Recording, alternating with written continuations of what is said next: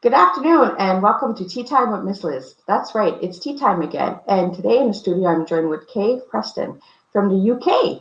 So, yes, that's right, I bring everyone from all over. So, I'm going to just do a little intro into Kaye and then I will get her to share her journey with all of you out there. And if you have any questions, leave them in the comments or in the watch party and I will make sure to get them onto the screen. So, a little bit on Kaye. Kaye is an interior designer turned holistic health and lifestyle coach, empowering clients to create unique, healthy lifestyles that unlock their full potential so they can live full of virtually and purpose. There goes my eyes again. Through talks, one-to-one coaching, workshops, and online programs, Kaye's goal is to simplify well-being and inspire clients to shift their behavior towards healthier habits, developing sustainable lifestyle changes so they have more energy and are aligned with their body and mind and no longer feel stressed, overwhelmed, and burnt out. So welcome, Kaye, to Tea Time. It's really an honor to have you here. So take us on a journey. How did it all start? Well, first of all, thank you so much for having me. I know you introduced me as in the UK, which I absolutely am. I'm based in London. But from my accent, people will probably recognize that this isn't my first home. I am actually Canadian, born and raised in Ottawa. So I just wanted to clear that one up right away. But I do call London home now. So there we go. But thank you so much for having me. Yeah, I suppose the intro the reason I say I'm an interior designer turned holistic health and lifestyle coach. So that's actually where the journey starts with my interior design career. I was an interior designer for over 15 years, mostly in the commercial sector. So working with retail brands like Burberry and Bloomingdale's, and then workplace, so designing offices for clients like Barclays, that kind of thing. So larger scale projects rather than residential design. And it kind of just got to the point in my journey and my career where I was kind of feeling like something was missing a little bit. I'd kind of, as you do in design, you kind of work your way up and got more into management positions and managing the projects. And I mean, don't get me wrong, I worked on amazing projects and with incredible teams, some of the most talented designers I've ever had the privilege of working with in London and Amsterdam. But yeah, as I said, there was just something not quite there. And then I came across what they call WELL, and it's a WELL standard. And basically what that is it's a criteria that's been developed with scientists, doctors, all sorts of experts, that we can actually design spaces that affect our well-being. And they've created these 10 concepts such as air and light, and there's sound, and biophilic design comes into play, which is bringing in nature, natural materials, that kind of thing. And when I found this criteria, I just thought, oh my goodness, this is it. This is it. I want to design spaces for our well-being. This is perfect for me. So I got my accreditation. I became what they call a WELL AP, and I thought, this is it. Well, again, it just wasn't quite the full picture for me. And that's where enter health coaching. And I studied at IIN, which for some of your viewers, they may have heard of it. It's a large school in the States.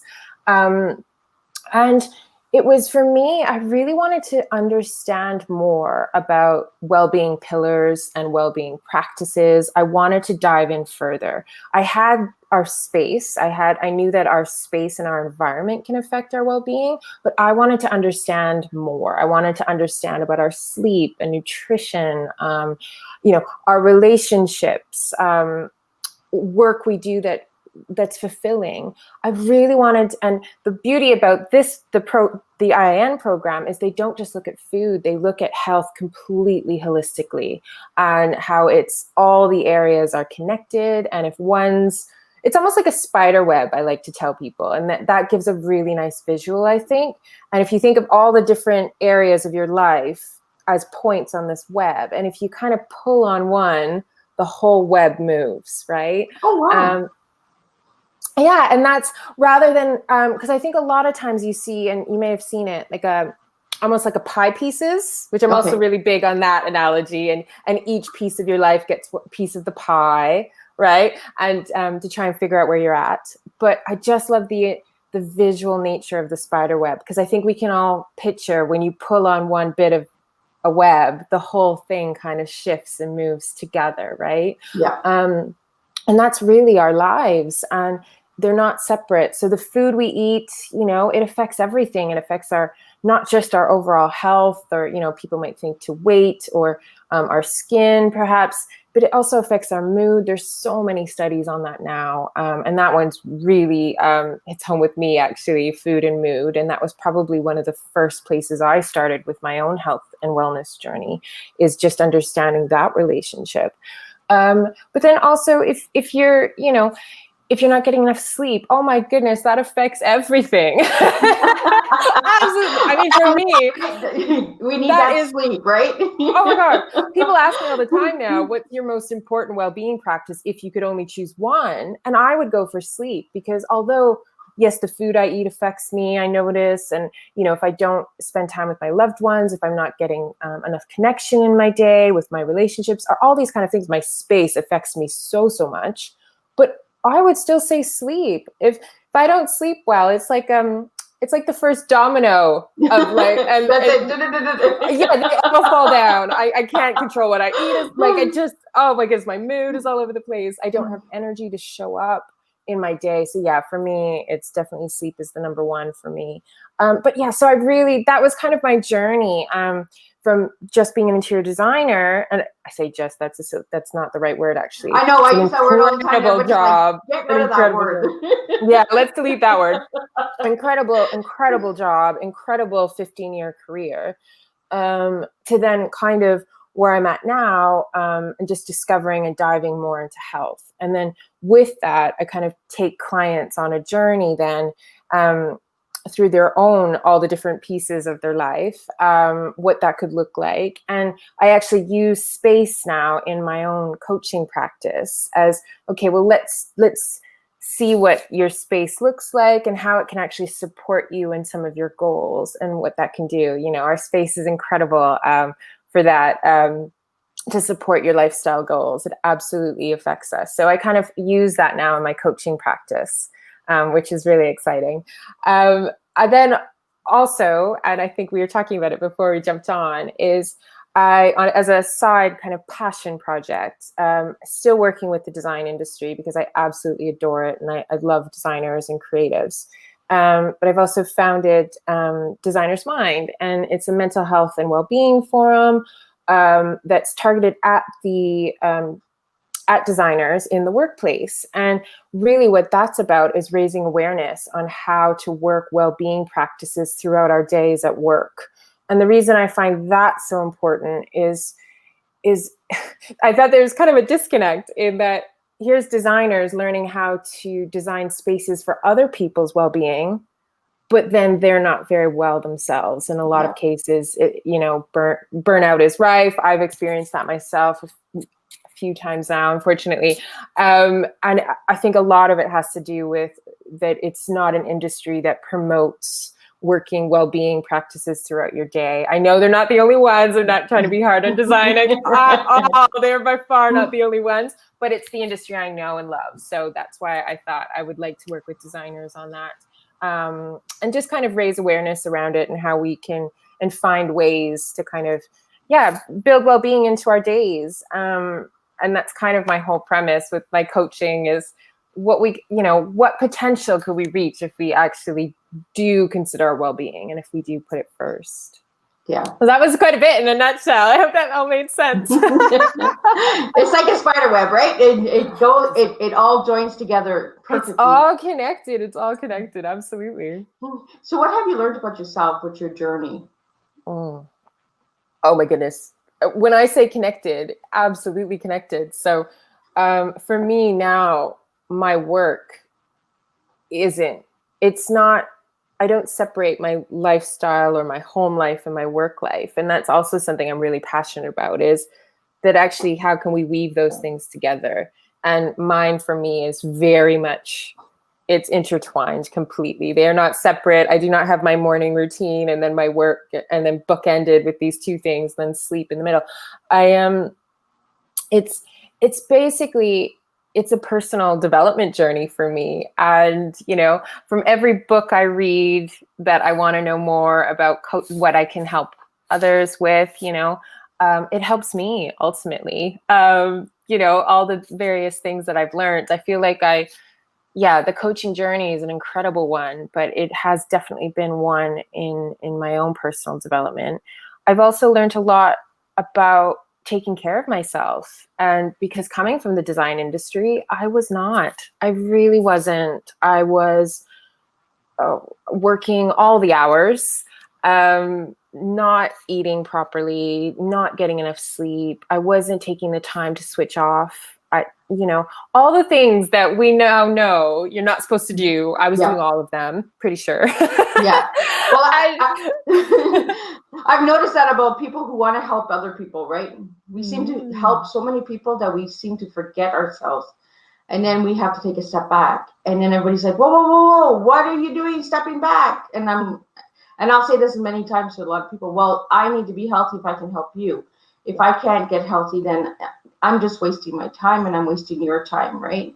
Yeah. So, and it's kind of being like a hypocrite because I'm saying, no, get healthy, do this, all this, but I'm not healthy myself. Yeah. So, and that's what I really liked about the way you express it as a spider web and the journey and all that, right? Because you needed all of those parts to join, to connect, and enable to help other people get healthy lifestyles. And I really like the words that you use, because you use unique, empowering. You use these powerful words that make people look within themselves, because the journey is not with us as leaders and as coaches. It is with them themselves, but we just guide them. We're just guiders, right? So I really like the way that you describe that spider web, because for me that makes a lot of sense. And with the mental health, it is like a spider web. We don't know our good and our bad days, and we don't know if that spider's going this way or that way some days. So it's like it's really truly amazing on how you express that. And your journey has taken you on this path for a reason, you know, because it's only meant for you, you know, and it's only meant for the people that you work with and the people that you meet. And it's like, we met for a reason. There was a reason the spiders wanted to join together, and, you know, and have a cup of tea. So absolutely. Oh, that's lovely. Yeah. So when you look back at your journey, what was your hardest struggle? How much time do we have? You got lots of time, girl. Oh my God, I don't even know. Okay, yeah, there has absolutely been a few. There's been many. My road has not been an easy one to get me to this point. Definitely not. But I'm gonna say that one of the kind of pivotal moments in my story and in my journey was, and I'm very open about this, is my breakdown, what I call my breakthrough, January 2015. So we're coming up on January again, of course, and it'll be 6 years. But for me, that is such a moment in my life story, in my life journey of, it's almost like line in the sand of, before that, it was a way I was living and working and almost just in survival mode from a lot of past traumas and different things that I hadn't dealt with yet. And I just didn't know yet how to deal with them. And I didn't know that was even why I was where I was at. I hadn't really done any of the deep dive yet. And then this side of the line was all about exploring and healing and finding out what I really wanted, where I wanted to be in the world, finding out about health. I mean, I started my health journey after that moment, I found the green smoothie. That was my first thing, that all the way back then. Smoothie, right? I know. I still drink smoothies to this day, but that was like the first thing. And I found yoga. And those two things together was the very beginning of my wellness journey. I was a person before that line who could barely get her 5 a day, honestly. And now I think I have 10, 11, 12. Like, it's just vegetables for anyone who doesn't know the reference. But Yeah, that was definitely the line in the sand for me, and such a moment and that's why I refer to it as the breakthrough, Yeah. because it really was. I mean, I'm also someone who, and why mental health is so important to me is because I am someone that has faced depression all of my life, and I still have my moments today. Yeah. But it was this journey has really taught me how I can manage it better, and I know that if I like the spider web, if I am not working on incorporating all my different well-being practices, getting enough sleep, eating well, getting outside, moving, if I'm not doing those things, I don't have a chance with my,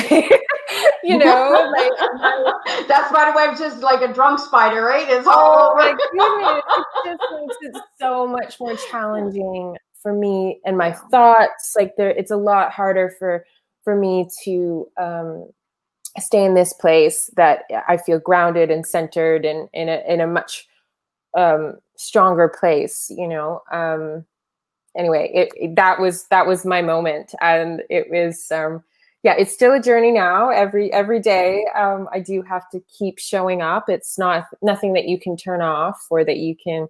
They say I have to keep up with those practices. But yeah, that was probably I'm gonna say that moment. It was a moment. Well, it's usually our breakthrough, right? Like a Yes. lot of our fall downs and our hardships are our breakthroughs. Yes. They needed to happen in order for us to maybe just take a step back and, recharge and reflect on where we want to go. Maybe we're not doing the right thing, and we feel that we are, like everything is going good, and then all of a sudden, boom, we get this big fall. We fall, and we're like, oh my God, what do I do now? What do I do now? Like, this is all I know. What do I do, right? Yeah. And I've noticed that with spiders, they just fall sometimes, and then they get right back up, right? They get back up on that web and they start weaving again, and that's what we are. Right. We just keep weaving. So with the interior design, what is the message that you give, like with each design that you do, because you do room design, right? I believe. Well, I've kind of actually stepped away from that a little bit, and so what I do in my coaching practice, I actually, it's almost like an audit where once we go through the goals that someone would like to achieve in the different areas of their life, I can then look at their space in their home and see how that home can support them. So here's a really good example: organization. That's an amazing one. Now, I'm not a professional organizer, but what I can do is I can look at your goals, look at each room, and we can kind of go through, well, how best could that be set up to support you? Okay. A simple example would be the kitchen. Really, really simple in the kitchen. If you want to eat healthier, that is your main goal. You want to go back to the smoothie. You want to make smoothies in the morning, but your blender is buried so far back in your cupboards. I'll tell you right now, you will struggle to keep that up or to even create the new habit in the first place. So this is actually, I know that's a simple example, but this is the power of our homes, and that actually they can really support us on our well-being journeys if you just set them up differently. I talk a lot about creating sanctuaries at home, because my own home has been such a healing sanctuary for me on my journey. What does that look like? So create a calming space for yourself. Bring in lots of throws. I kind of say play to your senses. So get scent happening, play some nice music. Create like a little nook for yourself with some great lighting, whether that be candles or lamps, just really kind of create like some place where you can recharge and wind down, whether that's in your lounge, whether that's in the bathroom, just really kind of think about what you want and how your home can support you. Your bedroom is another amazing example. There's all these different things that you can do to set up your bedroom to ensure that you have an amazing night's sleep, right? So this is what I kind of do with clients, rather than a much more kind of interior design concept where you would get all of the things from a renovation through to a design with all the color and all the specifications for the furniture and all this kind of stuff. me, it's more of just another piece of the well-being puzzle that I look at in my coaching business. And we would just see how your home can support you better in your well-being goals. So when you go into a room, you kind of work with the person's senses around, and do you work like with the energy, the lights of the person? Like, do you feel like this would be better placed here, or do you let them kind of work with you and say, you know, I would feel comfortable if it was here. Would it look good? Or do you go in and they're not there, and then they come back and they're like, wow? I think because I've only been doing this service online, and it's at the very beginning, early days. So I haven't actually been in anyone's home. So that's why it's much more of an audit type thing, where I can kind of, after we've looked at all the goals that they would like to do, then we can talk about each room and kind of see how can that room better support you. You know, maybe it's you would like a space in your home to do yoga. Then we can kind of look at your home and see if there's a space where you can do that, so that, again, so it can, the space can support your well-being goal. Oh, cool. So in your favorite room, what is your favorite room in the house? So I hold my hands up. I have just a small 1-bedroom in London. So anybody who knows London would totally know what I'm talking about. It's not North American standards at all. It's quite small. So actually, I've done just that. So I have my lounge behind me here it's filled with plants, and love plants. Actually, I tell everyone, just get some plants in, and it's amazing how that can change the feeling of the room. But I have a space to roll out my yoga mat, and the light comes through this. Sorry, can't move my hand properly. Yeah. This window.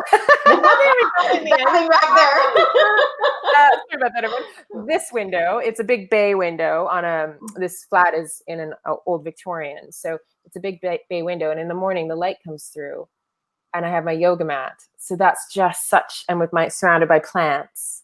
And I have a diffuser that I have essential oils going. And that is does this make sense that you could kind of almost see how you might be able to apply that to your own space? So I have natural light coming through.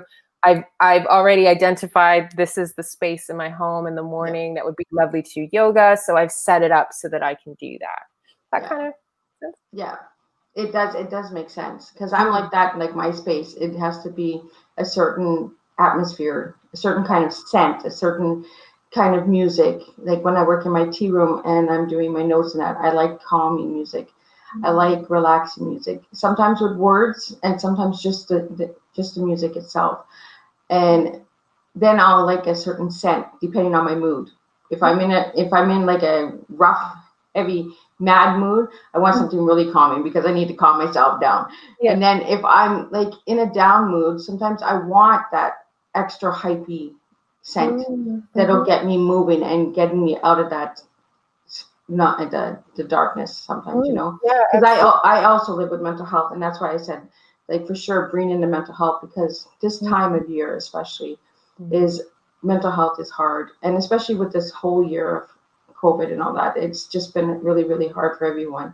And I like that you have weaved that all together in your spider web, you know. And you're not ashamed to speak of it, because that's, a lot of people are so scared of speaking of mental health, and I don't get it.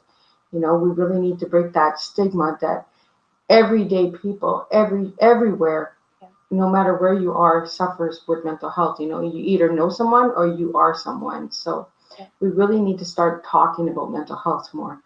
So now that we're on tea time, we're going to get into some tea questions. Lovely. So I see that you're drinking tea. I am. So what does tea mean to you? Tea means a well-being moment. So it's a moment to pause. It's a moment to,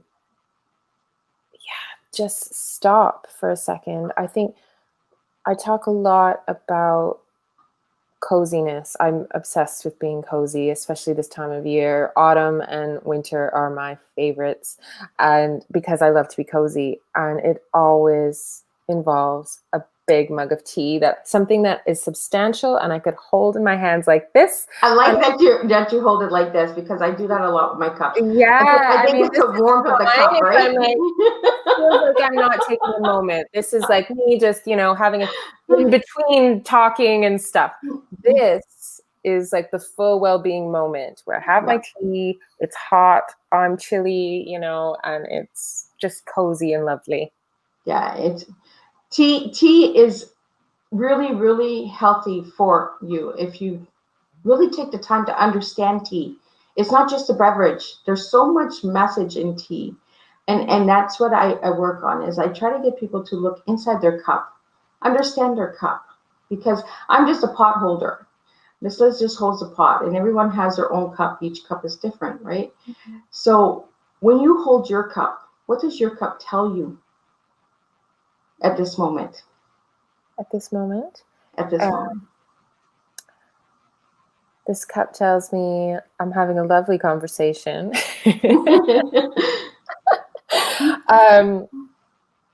This cup tells me that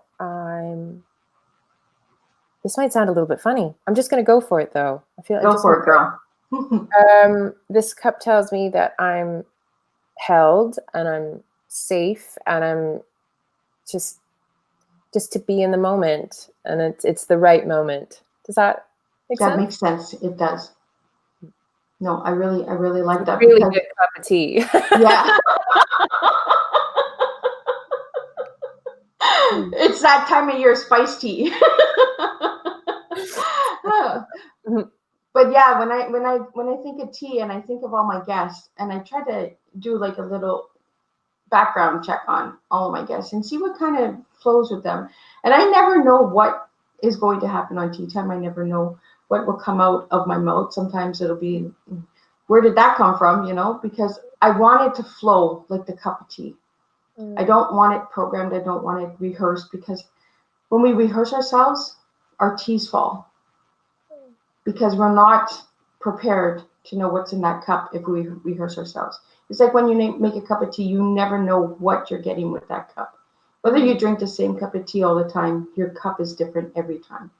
Yes. Because of the water temperature, because of the cup, the size of the cup, and if you drink from the same cup, it still is different each time.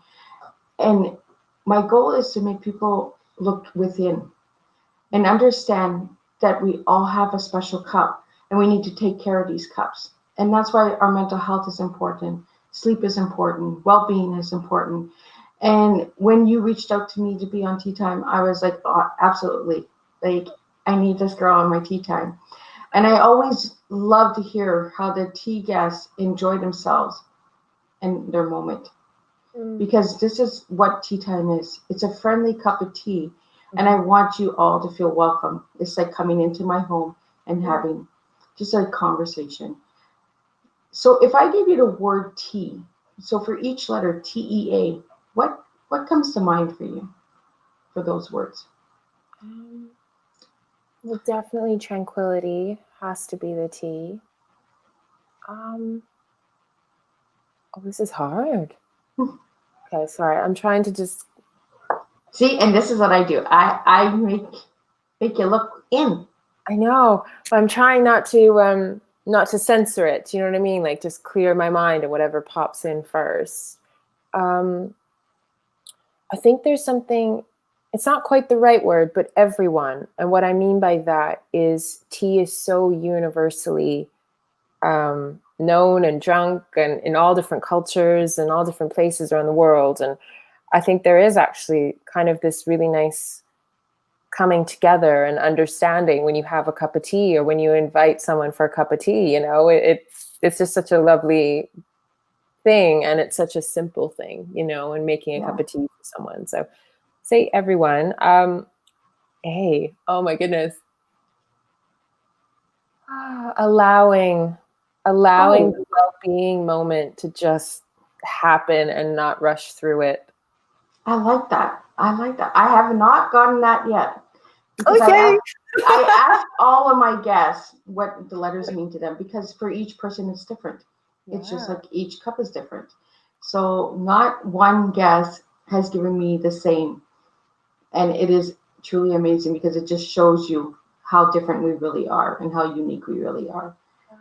You know, I love that word allowing, because we don't allow ourselves sometimes, you know, to recharge and to reflect on our lives, because we're always, I don't think all of us, but many of us are people pleasers because we want to be accepted or we want to be heard, right? And I've taken a journey with my life, and at the beginning it was, I want everyone to like me. I want everybody, hear me, look at me, you know. And then as I got older and I took my own journey within myself, I realized, you know, I don't need that look at me or, you know, accept me. I am who I am. You either like my cup or you don't. I can't force it upon you, you know. And that's where I've taken my journey, is with self-growth. You realize what's really important and what isn't, you know. And that's what I got from when I looked back on all the stuff that you do, and the amazing website that you have as well. So what I'll do is, after the tea time, is I'll put that into the comments and get that out there and get people to check you out. So if anybody really wanted to get a hold of you, Kaye, how could they reach you? I think the easiest way is actually through my website, which is just kayepreston.com. Kaye is spelled Kaye.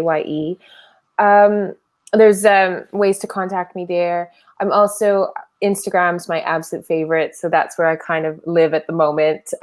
So they can message me on that as well. So probably the two easiest. And yeah.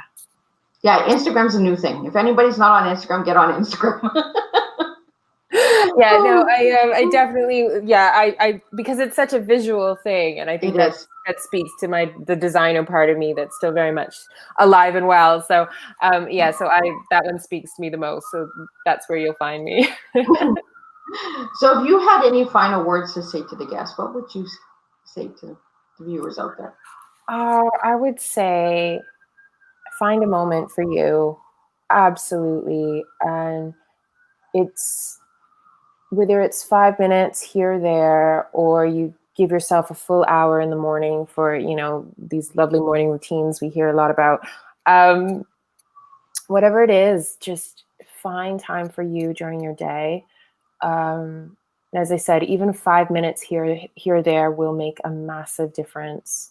Massive difference. Just, you know, take a moment with your tea, or go for a quick walk around the block, you know, connect with a good friend. If you have a dog or a cat, you know, they're amazing for our well-being. But yeah, just take a moment for you, and moments throughout the day. And if you're overwhelmed by this idea of trying to fit in all the well-being things, which I know.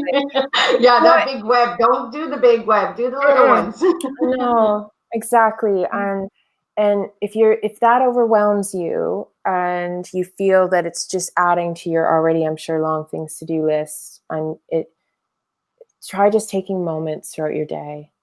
Take moments, and they will add up, and they will make a big difference. So I really like that. So the letters again. We're back to the letters. So what were your 3 words? Tranquility, everyone, and allowing. And her final words were, take a moment. So see, it all flows together just like a perfect cup of tea. So Kaye, I really want to thank you for joining me today on Tea Time. And I really am watching your journey and understanding what you're doing. And I want to just tell you to stay on your path, because I think this path is going to set you somewhere really incredible, very adventurous, and you're going to really open some doors for a lot of people, because you have a way of opening that door. Because I don't usually talk this much, and you just made me open up, and just today is just a day of flowing waters, and the tea is just flowing. So I really want to thank you for that. And I want to wish you the best. And again, thank you for taking the time to be on Tea Time. And with that, I'm going to close up Tea Time, but we will be back December 19th with a huge, huge Tea Time. I am bringing back all of my Tea Time guests from 2020. So there is over 70 tea time guests. Ooh. So, and they are from all over, they are from around the world. So, and if they're not able to make it because of different time zones, I will still be having them there. I have a lot of surprises coming. There will be some giveaways as well from Miss Liz. So please tune in December 19th, 7 p.m. And that will be done through Zoom. So come out, check it out. And if you know anybody, share the Tea Time, subscribe to the channel. And if you'd like to be on Tea Time, just reach out to me. I am open doors for everyone. So I'm going to close up Tea Time. Thank you, Kaye, for joining me. Thank you so much. And we're going to just give you a little bit on what Miss Liz is all about. Divine energy and beyond. Miss Liz, tea time, yeah, making a difference. One cup at a time, tea time, yeah. Miss Liz, tea time, yeah, making a difference. One cup at a time, tea time, yeah. So be sure to grab your tea, grab a seat, tune in to Miss Liz. Tea time, making a difference. One cup at a time, tea time, yeah. Tea time. Thank you for joining me, Miss Liz, for Tea Time. Making a difference, one cup of tea at a time.